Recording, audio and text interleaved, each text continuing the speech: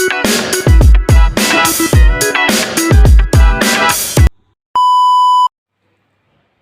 perkenalkan nama saya Regina Margareta Lauk dengan NIM 312022-003.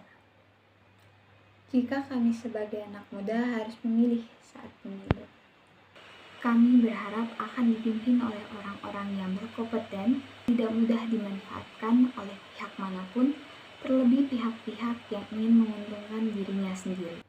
Kami akan memilih orang-orang yang peduli, tidak hanya peduli hanya dalam ucapannya, namun yang nampak jelas dalam tindakannya.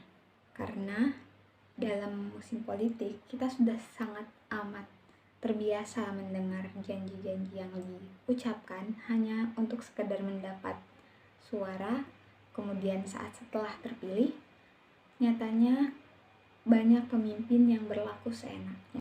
Maka, kami akan memilih pemimpin yang tetap sadar akan batasan, yang tidak menggunakan kekuasaannya sebagai ajang pemenuhan keinginannya sendiri, karena menjadi pemimpin sejatinya adalah melayani. Maka, dalam melayani, aspek keuntungan bukanlah aspek yang diutamakan. Meskipun dalam kenyataannya, banyak pemimpin yang menggunakan kekuasaannya hanya untuk menguntungkan dirinya sendiri beserta orang-orang yang mendukungnya dalam hal yang tidak baik tentu saja.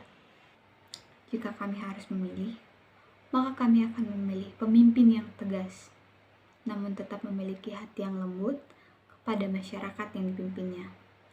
Memimpin yang menjadi kepala dan memotivasi dalam tindakannya, karena sebaik-baiknya nasihat adalah tindakan yang nyata. Dan tindakan yang nyata dapat terwujud saat kita bisa memilih pemimpin yang kompeten.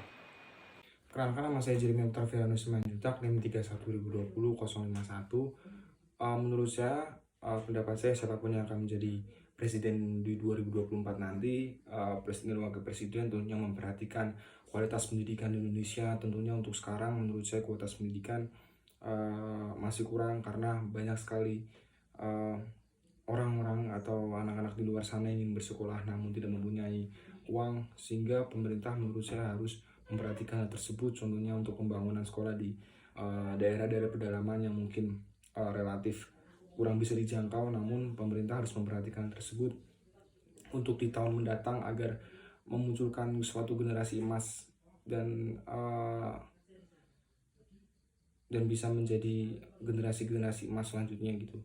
Lalu untuk di sektor ekonomi, menurut saya ekonomi di Indonesia di sekarang kurang stabil.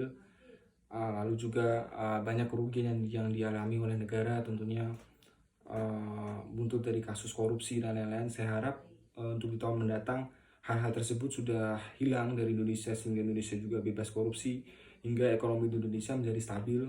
Tentunya juga pemerintah harus memperhatikan harga BBM, karena harga BBM menjadi kebutuhan sehari-hari, dan menurut saya harus distabilkan dan juga diturunkan harga BBM gitu.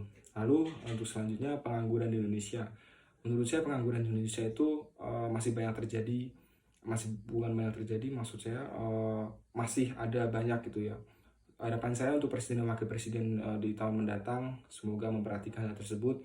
Kiranya remaja-remaja yang memang membutuhkan pekerjaan, tentunya pemerintah memberikan wadah bagi remaja Indonesia agar mendapatkan suatu pekerjaan. Terima kasih.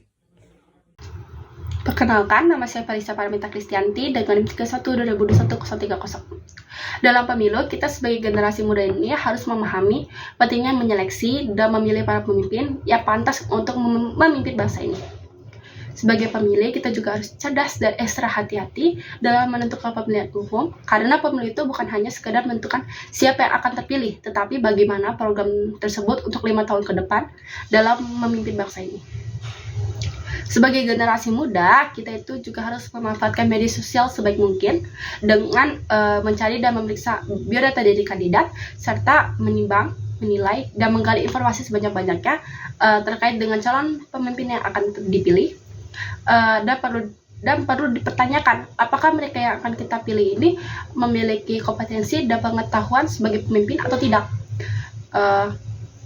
serta dianjurkan untuk melihat karakteristik dan kompetensi dari calon yang akan dipilih, serta meriset bagaimana rekam jejaknya. Sebagai pengguna sosial media, kita itu tidak boleh mudah terpengaruh oleh berita hoaks, ujaran kebencian, serta politisasi sara. Justru sebagai generasi muda, kita tuh harus bijak dalam menyerap dan menyebarkan informasi seputar pemilu yang positif, edukasi dan sosialisasi, karena ini itu akan menjadi modal sosial pembentukan karakter kepemimpinan di masa mendatang. Dengan begitu, kita dapat percaya diri untuk melibatkan diri secara aktif dalam pemilu nantinya secara luber jurdil, yaitu langsung, umum, bebas, rahasia, jujur, dan adil. Dengan menerapkan luber jurdil tersebut, maka kita dapat memilih kandidat pemilu yang sesuai dengan tujuan dan cita-cita bangsa Indonesia pada era ini, serta sesuai dengan pilihan kita. Maka dengan begitu akan mewujudkan pemimpin yang sesuai dengan keinginan dan kebutuhan kita sebagai masyarakat. Terima kasih. Kenalkan, nama saya Salih Kalista dengan NIM 31/2022-137. Berbicara tentang demokrasi dan pemilihan umum, sama-sama tahu bahwa tahun depan akan diadakan pemilu 2024 yang mana ada 3 calon presiden dan 3 calon wakil presiden, yang mana nantinya bisa kita pilih pada tanggal 14 Februari nantinya. Dan saat ini sendiri sedang memasuki masa kampanye pemilu yang diselenggarakan secara marak dan besar-besaran untuk mendukung pilihan kita masing-masing. Dan saya sendiri berada di sini untuk berbicara tentang bagaimana karakteristik pilihan yang akan saya pilih sendiri. Sebelum itu, menurut penelitian survei calon pemilu 2024 nanti akan ada 4 generasi yang memilih, yang mana yang pertama ada baby boomers, lalu yang kedua ada generasi X, lalu yang ketiga ada generasi milenial, lalu yang terakhir generasi Z. Untuk saya sendiri, dikarenakan saya adalah generasi Z, kebanyakan dari generasi Z yang saya ketahui memiliki pandangan bahwa pemimpin Indonesia nantinya di tahun 2024 sampai 2029 nanti harus memiliki karakteristik yang tegas, yang jujur, dan dapat bertanggung jawab atas apa yang direncanakan oleh mereka pada saat masa kampanye ini. Kita bisa jelas mengetahui bahwa apa saja yang akan disampaikan oleh para calon pemimpin nantinya, yang mana jelas akan mempengaruhi bagaimana kita harus memilih dan bagaimana kita harus menilai dari banyak perspektif, sehingga nantinya saat 2024 hingga 2029 nanti Indonesia akan jauh lebih maju daripada sebelumnya. Yang mana saya sendiri percaya bahwa negara kita butuh seorang pemimpin yang tegas, dan saya sendiri percaya bahwa Indonesia memang harus memiliki pemimpin yang tegas, di mana mungkin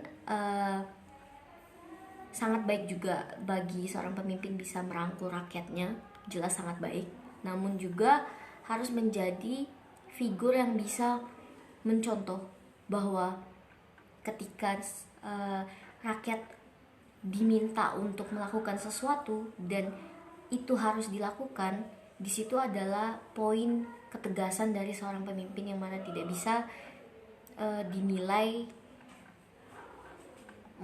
mudah oleh masyarakat nantinya, dan juga jujur. Karena sekarang sendiri kebanyakan pemimpin lebih mengutamakan berbicara, berbohong hanya demi membuat warga negara merasa tenang, aman, ketimbang berbicara jujur tentang situasi sebenarnya yang dihadapi oleh negara. dan masyarakat. Sekian dari saya. Kurang lebihnya mohon dimaafkan, dan juga saya berpesan bahwa kita sebagai generasi muda yang akan memilih calon presiden nantinya harus benar-benar teliti dalam menilai dan juga jangan menyia-nyiakan kesempatan untuk memilih. Sekian dari saya, sekali lagi terima kasih. Putri Malisan Sumule dengan NIM 31 2021 111. Nah, saat ini kita akan memasuki masa-masa pilkada yang dimana kita akan memilih presiden dan wakil presiden. Nah, tentu sebagai anak muda kita pasti memiliki harapan untuk presiden dan wakil presiden yang akan terpilih.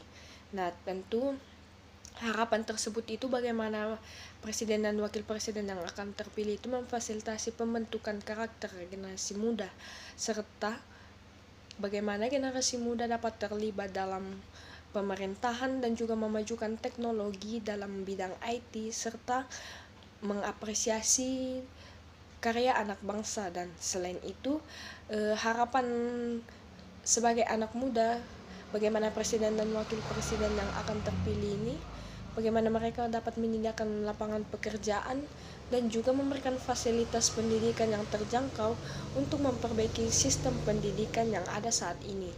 Nah, Indonesia pun sangat mengharapkan bagaimana regenerasi dari anak-anak muda untuk memajukan Indonesia yang lebih maju dan lebih berkompeten.